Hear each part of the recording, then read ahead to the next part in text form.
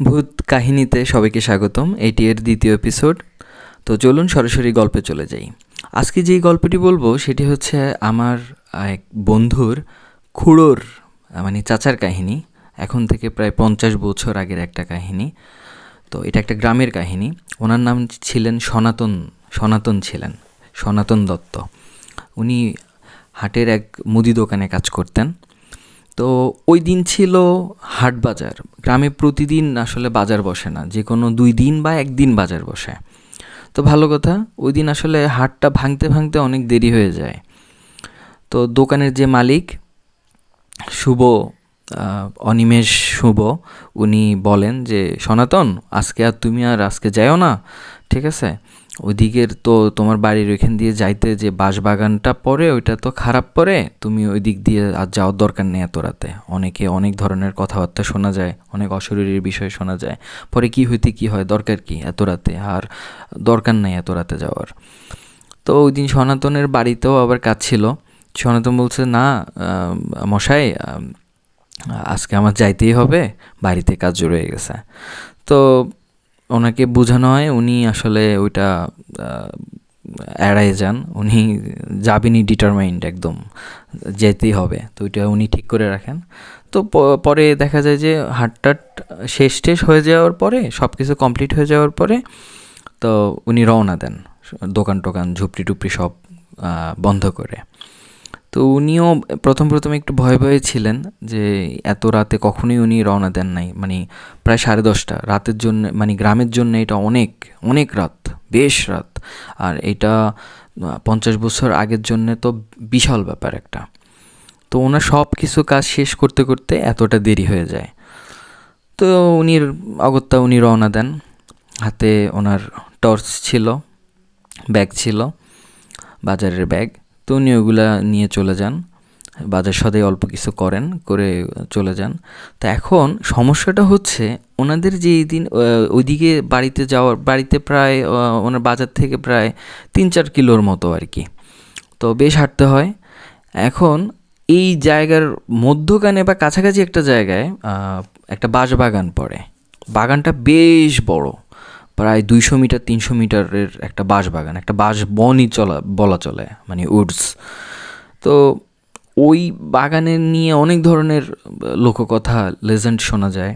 যে দেখা যায় যে বাগানের ভিতরে দিয়ে অশরীরী ছায়ারা নড়াচড়া করে, এক গাছ থেকে আরেক গাছে ওড়াউড়ি করে, সাদা রঙের ছায়ার মতো অবয়ব। আবার দেখা যায় যে অনেক সময় হাসি শব্দ শোনা যায়, কান্না শব্দ শোনা যায়। তারপর ওইটার মধ্য দিয়ে অনেক ধরনের আলো এক গাছ থেকে আরেক গাছে চলে যায়, এগুলোও দেখা যায়। আবার দেখা যায় যে বাঁশ তো সোজা বাঁশ পড়ে আছে, নুয়ে আছে। হ্যাঁ, হঠাৎ করে সামনে দিয়ে যাওয়ার সময় বাঁশটা সাই করে উপরের দিকে উঠে যায়। তো এই ধরনের ব্যাপারগুলো অনেক বেশি হয়। তো মানুষ অনেক রাত হলে বা সন্ধ্যার দিক হলে ওই বাঁশবাগানের রাস্তাটা এড়িয়ে চলে, একদম এড়ায় অন্য জায়গায় যাইতে চায়, অন্য জায়গায় শর্টকাট আছে, অন্য জায়গায় দিয়ে চলে যেতে চায়।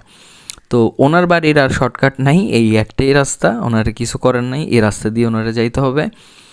তো উনি ওনার ইষ্টদেবের নাম নিয়ে ওনার রিচুয়াল করে উনি হাঁটা দেন। তো উনি হাঁটছেন, হাঁটতে হাঁটতে যাচ্ছেন। আকাশে চাঁদ ছিল। চাঁদটা কেমন ছিল? চাঁদটা ছিল হচ্ছে মানে ফুল মুন না, হাফ মুন, মানে অর্ধেক চাঁদ আছে এমন। তো ভালো কথা, উনি হাঁটছেন, ওনার আশেপাশে কেউ নাই, যেহেতু অনেক রাত হয়ে গেছে। এত রাতে কেউ বাড়ি ফেরে না গ্রামে, উনিই একা ছিলেন। তো উনি কাউকে পানও নাই ওনার সাথে যাওয়ার জন্যে, কোনো কোম্পানি পান নাই। তো উনি হেঁটে যাচ্ছেন। তো যেতে যেতে এই বাঁশবাগান আস্তে আস্তে সামনে পড়লো। ওনারও আস্তে আস্তে ভয় লাগা শুরু হলো, যে উনিও ভয় পাচ্ছেন যে এখন না জানি কী হবে। তো উনি ওনার ঈশ্বরের নাম নিলেন, ইষ্টদেবের নাম নিলেন, উনি যাচ্ছেন। হঠাৎ করে উনি বাঁশবাগানের ভিতরে যখন আস্তে আস্তে একটু ভিতরে চলে গেলেন, তখন ওনার গাটা একটু ভার হয়ে যায়, উনি একটু ভয় পেতে থাকেন। ওনার হার্টবিট বেড়ে যায়, বিপিটা বেড়ে যায়। তো ভালো কথা, উনি সোজাই যাচ্ছেন, ডানে বামে কোনো দিকে তাকাচ্ছেন না এবং পিছনে তাকাচ্ছেন না। তখন একটা কথা চালু ছিল, এখনও হয়তো আছে, যে যাই হোক না কেন পিছনে তাকানো যাবে না। পিছনে তুমি যদি তাকাও তাহলে সমূহ বিপদ, কী যেন হয়ে যাবে এরকম একটা বিষয়, হয়তো ঘাটটার মটকায় দিবে বা খারাপ কিছু ঘটবে, এমন কিছু। উনি এর পিছনে তাকায় না। তো সনাতন যাচ্ছেন। তো আরও যখন একদম ওই বাঁশ বনের ভিতরে ঢুকে গেছেন, তখন উনি হঠাৎ খেয়াল করেন যে সাদা সাদা ওড়নার মতো, সাদা কাপড়ের মতো একদম ওড়না, পাতলা ওড়না, ট্রান্সপারেন্ট দেখা যায়, হ্যাঁ, যে কতগুলো ওড়না এক গাছ থেকে আরেক গাছে উড়ে উড়ে যাচ্ছে, একদম উড়ে উড়ে যাচ্ছে। এটা দেখে তো চক্ষু চড়ক গাছ ওনার। উনি বেশ ভয় পেয়ে গেছেন, এই জিনিসের কথাই উনি শুনছিলেন। এবং দূরে দেখা যায় যে আলে আর আলো, এক ধরনের আলো ভেসে থাকে এবং এটা আস্তে আস্তে আস্তে আস্তে আস্তে এক জায়গা থেকে এক জায়গায় মুভ করে, এবং এই ধরনের কতগুলো আলো খুব দ্রুত কতগুলো মুভ করতেছে, আস্তে আস্তেও করতেছে, কতগুলো দ্রুত করতেছে। কিন্তু উনি বেশি ভয় পেয়ে যান, দেখেন যে ওনার মাথার উপর দিয়ে বেশ কয়েকটা সাদা রঙের ছায়ার মতো, ওড়নার মতো বা কাপড়ের মতো কিছু একটা ট্রান্সপারেন্ট মুসলিম কাপড়ের মতো খুব মিহি, চাঁদের আলোয় খুব মানে ভালোভাবে বোঝা যাচ্ছে যে এক বাঁশবাগান থেকে আরেক এক বাঁশ গাছ থেকে আরেক বাঁশ গাছের মধ্যে তারা উড়ে উড়ে যাচ্ছে এবং এক ধরনের আওয়াজ করছে, অশরীরী টাইপের আওয়াজ, এবং এক ধরনের এবং হিম হিম এক ধরনের বাতাসের মতো। এই জায়গাটা, সম্পূর্ণ জায়গাটা একদম ঠান্ডা হয়ে গেছে, প্রচণ্ড ঠান্ডা, হঠাৎ করে টেম্পারেচার ডাউন। তো উনি এই দেখে প্রচণ্ড ভয় পেয়ে যান। উনি করেন কি, একদম সামনে হাঁটা শুরু করেন, প্রায় ম্যারাথন টাইপের খুব দ্রুত হাঁটা শুরু করেন। হাঁটতে হাঁটতে এরপরে দেখে যে সামনে বেশ কয়েকটা গাছ, বাঁশ গাছ শুয়ে আছে। এগুলো কখনোই শুয়ে থাকে না, একদম শুয়ে আছে। এখন এটা বলা হয় যে এই বাঁশ গাছের উপর দিয়ে তুমি যদি যাও, এটা গ্রামে তখন চালু ছিল যে উপর দিয়ে এরকম ঘটনাও ঘটছে যে বাঁশ গাছের উপর দিয়ে আমি পা দিছি, বাঁশ গাছটা একদম উপরের দিকে উঠে গেছে, আমারে সহ একদম কোথায় নিয়ে ফালাইছে এটার কোনো ঠিক নাই। তো উনি এরপরে করেন কি, ওই সামনে এসে উনি একটা বিড়ি জ্বালান, বিড়ি খেতেন। তো দেখেন যে বিড়ি জ্বালানোর পরে পিছনের যে সাদা রঙের যে অবয়ব ছায়াগুলো আছে এগুলারে আর দেখা যায় না, হ্যাঁ, কিন্তু সামনের যে বাঁশ সেটাও আর সরে না, সেটাও আর সরতেছে না। তো উনি করেন কি, বিড়ি জ্বালা অনেকক্ষণ এখানে দাঁড়ায় থাকেন। আস্তে আস্তে দেখেন যে কিছুক্ষণ পরে, শেষ হওয়ার পরে, ওই যে বাঁশগুলো এগুলো আস্তে আস্তে আস্তে আস্তে আস্তে উঠে গেছে উপর দিকে, জায়গাটা একদম সমান হয়ে গেছে, জায়গাটা একদম পরিষ্কার, উনি চলে গেছেন। এটার আরও 2 মিনিট, তখনও কিন্তু বাগানটা প্রায় অর্ধেকও শেষ হয় নাই, বেশ বড় বাগান এটা। তো দেন এরপরে যখন আরও সামনে দিয়ে উনি যাচ্ছেন, তখন হঠাৎ করে উনি দেখছেন যে একটা বাঁশঝাড়ের ঝোপ থেকে আরেকটা বাঁশঝাড়ের ঝোপে কিছু একটা জানি ঝুমঝুম ঝুমঝুম ঝুমঝুম করে দৌড়ায় চলে যাইতেছে, অবয়বের মতো, কিছু বোঝা যায় না কিন্তু একটা অবয়ব চলে যাচ্ছে, এরকম অনেকগুলা। উনি এবার দাঁড়াই গেছেন, এবার দেখতেছেন যে এই ঝোপের বিষয়গুলো অনেক দূর থেকে ওনার কাছাকাছি চলে আসতেছে, বেশ কাছাকাছি চলে আসতেছে। এবার তো উনি বেশ ভয় পেয়ে গেছেন। তো উনার মাথায় হঠাৎ একটা টেকনিক আসলো, যে উনি শুনছেন যে গোল করে যদি প্রস্রাব করে দেয়া যায়, গন্ডি কেটে দেয়া যায়, তখন আর এই বিষয়গুলো, অশরীরীর বিষয়গুলো, এগুলা পজেস্ট করতে পারে না। তো উনি করলেন কি, তখন তাৎক্ষণিকভাবে এই জিনিসটা করে ফেললেন, প্রস্রাব করে ফেললেন ওনার চারপাশে, এবং ওইখানে দাঁড়ায় থাকলেন এবং একটা বিড়ি জ্বালাইলেন, আরেকটা বিড়ি জ্বালায় উনি ওইখানে বসে রইলেন। তো এটার প্রায় 10-15 মিনিট উনি এভাবেই থাকেন। ওনার প্রচণ্ড ঠান্ডা লাগে, কিন্তু ওনার ঘাম ঝরে যায়, অনেক বেশি ঘাম ঝরে যায়। তো এটার আরও অনেকক্ষণ পরে দেখা যায় পরিস্থিতি স্বাভাবিক হয়েছে, এবং চাঁদটা ঠিক ওনার মাথার একদম উপরে, চাঁদের ছায়াটা দেখা যায় না, একদম খাড়া, তো তখন আর দেখা যায় না। তো এইটা একটা সময়কাল। তো এই সময়কাল শুভও হয়, অশুভও হয়। তো এই সময়টাতে উনি করলেন কি, আস্তে বের হইলেন ওই গণ্ডি থেকে, বের হয়ে ঊর্ধ্বশ্বাসে দৌড় দিলেন। দৌড় দিয়ে বাগানটা যখন উনি একদম শেষের দিকে চলে আসছেন, তখন একটা ঘটনা ঘটে যায়। একদম বাঁশবাগানের উপর থেকে চি চি চি চি চি চি করে শব্দ করে অনেকগুলো ওই যে সাদা ছায়ার মতো উনি দেখলেন ওড়নার মতো, এগুলো এসে ওনাকে ঘিরে ফেলে চক্রাকারে ঘুরতে থাকে এবং ওনাকে ওড়নার মতো করে পেঁচাইয়ে ফেলে। উনি জায়গাতেই একদম অজ্ঞান হয়ে যান, একদম ফেইন্ট, কোনো জ্ঞান নাই। দেন ওইখানে উনি পড়ে থাকেন। তো ভালো কথা, ওনার বাড়ি থেকে লোকজনের খোঁজাখুঁজি শুরু হয়। তো সবারই ধারণা ছিল যে কিছু যদি হয় বাঁশবাগানের এখানে হয়েছে, হ্যাঁ, বাঁশবাগানের এখানে হয়েছে, সবাই বাঁশবাগানে খুঁজতে যায়। তো ভালো কথা, বাঁশবাগানে ওরা যখন ঢুকলো, ওদের বাড়ি থেকে যখন বাঁশবাগানের মধ্যে ঢুকলো, তখন ওনাকে দেখে যে একটা বাঁশ গাছের মধ্যে আটকানো অবস্থা ঝুলে আছে বাঁশবাগানে। তখন ওরা সবই বুঝে যায় রক্তাক্ত অবস্থায়। তখন ওনার প্রাণটা রয়ে গেছে। তো ওনারা ওইখান থেকে নামানো হয়। তো নামানোর পরে উনি ওইখান থেকে নামানো হয়ে ওনারে বাড়িতে নিয়ে যাওয়া হয়, কবিরাজ ডাকা হয়, ওনাকে সুস্থতা করা হয়। এরপরে ওই গ্রামের যেই অনেকে আছে, ওঝা আছে, তো ওঝারা এসে তো এই সনাতনের একটা ট্রিটমেন্ট করেন। তো তখন বলেন যে খুব খারাপ একটা লগ্নে উনি এই সময়টাতে এই বাঁশবাগানের মধ্যে উনি ঢুকছেন। এই সময়টাতে যদি না ঢুকে যদি অন্য সময়টাতেও উনি ঢুকতেন, তাহলে এত বড় বিপদ ওনার পয়তে হইতো না, উনি হয়তো অল্প কিছু বিপদ হইতো। কিন্তু ওই যে ওই ক্ষণটাতে উনি ঢুকে গেছেন, এই ঢুকে যাওয়ার কারণে উনি এত বড় বিপদে পড়ছেন। তবে ওনার ভাগ্য খুবই ভালো, উনি প্রাণে বেঁচে গেছেন। আজকে উনি সনাতন কোনোভাবেই বেঁচে ফিরতেন না, ওনাকে কয়েক খণ্ড করে ফেলা হতো। ওদের এটাই প্ল্যান ছিল। তো যাক, পরবর্তীতে ওনাকে বলা হয় যে ওনাকে কিছু রিচুয়াল করা হয়, যজ্ঞ করা হয়, ওনাকে ওগুলো দেওয়া হয় এবং বেশ কয়েকদিন ওনাকে বাড়িতে থাকতে বলা হয়। এরপরে উনি আস্তে আস্তে একটু মানসিকভাবে বিকারগ্রস্ত হয়ে যান। দেন উনি আস্তে আস্তে স্বাভাবিক হন। দেন এরপরে ওনাকে আস্তে আস্তে বলে যে ওখানে দোকানের মালিক যে তুমি আসো দোকানে। তো উনি দোকানে যান, স্বাভাবিক লাইফে উনি ফিরে আসেন। উনি আর কখনো ওই এত লেট করে, এত দেরি করে রাতে আর কখনো ফেরেন না আর কি এটা থেকে, বাজার থেকে। তো এই হলো সনাতনের কাহিনী। যদি ভালো লাগে কমেন্টস করবেন। এখন চলে যাব আরেকটি ঘটনায়। এটা একটা মেসের ঘটনা। তো এটি একটি পলিটেকনিক্যালের মেস।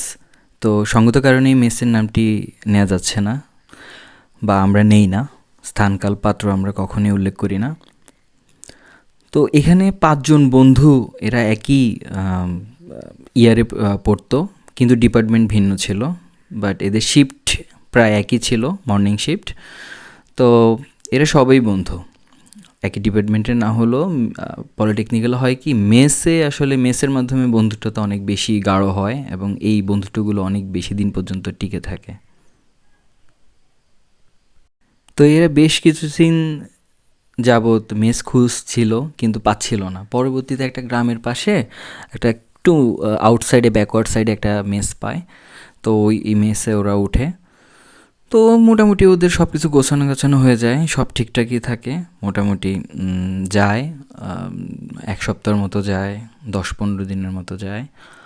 হঠাৎ তারা কিছু বিশৃঙ্খলতা বলতে কি, উল্টাপাল্টা কয়েকটা বিষয় হঠাৎ খেয়াল করে। কীরকম, ওদের দেখা যেত যে ভাত রান্না করে দিয়ে যাইতো, হ্যাঁ, বুয়া এসে ভাত রান্না করে দিয়ে যেত, কিন্তু দেখা যেত যে 5-6 ঘন্টা পরে এসব ভাত গরম দেখতেছে। তারপর যে তরকারি রান্না হয় নাই সে তরকারিও রান্না করে দেওয়া আছে। তো এটা বুয়াকে জিজ্ঞেস করা হয়েছে কে রান্না করছে। তো ওইটাও বুয়া বলে যে আমি এগুলো কোনো কিছু করি নাই। 2-3 তরকারি ওর দেখা যেত রান্না করা হয়ে যেত এবং মাঝে মাঝে দেখা যেত ফাও যেই তরকারির আনাজপাতি যেগুলো কাঁচা বাজার ছিল না মেসটাতে, সেই ধরনের জিনিসও অনেক সময় রান্না করা হয়ে যেত। ধরেন মুরগি ছিল না, হ্যাঁ, হঠাৎ মুরগি রান্না হয়ে আসে, এরকম অদ্ভুত কাণ্ড। তো ওরা প্রথমে এই জিনিসটাকে একটু ভয় পায়, এরপরে এনজয় করে। এরপরে ওরা এটা চলতে থাকে, ওরা এভাবে কাউকেই এটা শেয়ার করে না। কিন্তু দিন যত যায় ওরা আস্তে আস্তে একটু একটু করে অসুস্থ হইতে পারে, মানে অসুস্থ হইতে থাকে, খাবারগুলো খাওয়ার ফলে অসুস্থ হইতে থাকে। তাও তারা আইডেন্টিফাই করতে পারে প্রায় মাসখানিক পরে। তো এদের মধ্যে একজন নাম ছিল হচ্ছে রবিন, আর একজনের নাম ছিল হচ্ছে মোকলেস। তো রবিন একদিন অনেক রাতে আসে বাড়ি থেকে, প্রায় 12টা বেজে যায় মেসে ঢুকতে ঢুকতে। তো সে মেসে ঢুকলো, তো সে খাওয়া দাওয়া করে আসে নাই, বাইরেও হোটেল টোটেল বন্ধ। তো রান্নাঘরে ঢুকলো, মিল দিয়ে রাখছে এর আগেই।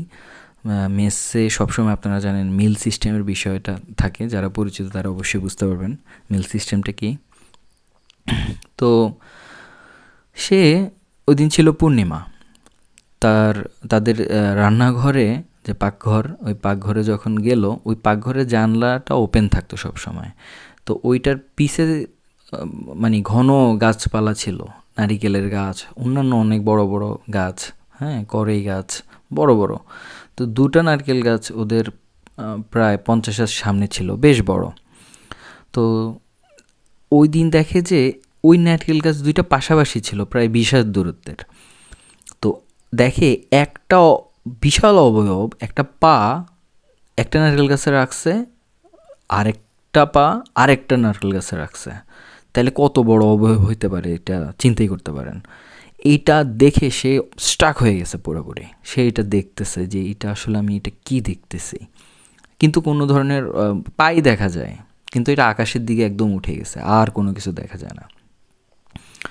তারপর দেখে ওই কিছুক্ষণ সে দাঁড়ায় দাঁড়ায় এই জিনিসটা দেখে, এরপরে সে কাঁপাকাঁপি শুরু হয়ে যায়। দেখে ওই এক পা নড়ে আরেকটা গাছের মধ্যে পা দিছে। তো সে এটা দেখে সাথে সাথে খাওয়া দাওয়ার কি নিবে এগুলা ফালায়ে সে চলে যায়। সে হাত মুখ ধুয়ে কাঁপতে কাঁপতে ঘুমায় যায়, কাউরে কিছু বলে না। পরের দিন যে আরেকটা ফ্রেন্ড যে ছিল, যে মেস মেম্বার ছিল মোকলেস, ও দেখে যে সেম জিনিস দেখে, যে একজন এরকম বিশাল এক অবয়ব, একটা পা একটা গাছের মধ্যে রাখছে এবং আরেকটা পা আরেকটা গাছের মধ্যে রাখছে, এবং একটা বড় অবয়ব, মুখমণ্ডল, হ্যাঁ, চোখ কেমন জানি মিটমিট করে জ্বলতেছে, ওর দিকে তাকায় আছে। ও এইটা দেখে সাথে সাথে মানে ওইখানে অজ্ঞান হয়ে যায়। অজ্ঞান হয়ে যাওয়ার পর পড়ার সময় জিনিসপত্র ফালায় দেয়, পরবর্তী সবাই ছুটে আসার পরে তারপর ওরে ধরাধরি করে নিয়ে যায়। ও তো ওর যখন জ্ঞান ফেরানোর পরে ও বলে ও এই জিনিস দেখছে। তো রবিনও স্বীকার করে যে আমিও এমনি এমনি দেখছি। তো পরবর্তীতে ওদের পাশেই মসজিদ ছিল, তো হুজুরকে পরের দিন ডাকা হয়, উনি আসেন, সব কিছু দেখেন, তারপর বলেন তোমরা এই জায়গাটা সম্বন্ধে জানো না, এই জায়গাটা তো খারাপ, খারাপ পিচাস থাকে, খারাপ জিন টিন থাকে, হ্যাঁ, এই বিষয় তোমরা এইটাই দেখছো, এবং কয়েকদিন যে তোমাদের রান্না উল্টাপাল্টা হয়েছে, হ্যাঁ, এই বিষয়গুলো। ও চাইছে যে তোমাদেরকে রান্না টান্না করে খাওয়ায় তোমাদেরকে অসুস্থ করে মেরে ফেলার জন্যে। মূল ব্যাপারটা এটা, তোমরা যাক বেঁচে গেছো, রহমত ছিল, বেঁচে গেছো, তোমরা এই মেসটা চেঞ্জ করে ফেলো। তো পরবর্তীতে ওরা ওই মেসটা চেঞ্জ করে ফেলে, এবং আর কখনো ওদের আর কোনো ধরনের কোনো সমস্যা হয় না, আর কোনো ধরনের কোনো কিছু ফিল করে না আর কি। তো এই ছিল একটা শর্ট ঘটনা। তো থ্যাংক ইউ সো মাচ কাহিনিগুলো শোনার জন্যে। আর যদি আপনাদের কোনো কিছু যদি রিকোয়েস্ট থাকে অবশ্যই জানাবেন কমেন্টসে, আমরা ওই ধরনের গল্পগুলা প্রচার করব, যেগুলা মানুষ বেশি পরিমাণ মানে যার অভিজ্ঞতা অনুপাতে, যে এক্সপিরিয়েন্স যে ফেস করছে, এই ধরনের জিনিসগুলো আমরা প্রচার করব। তো thank you so much, thank you.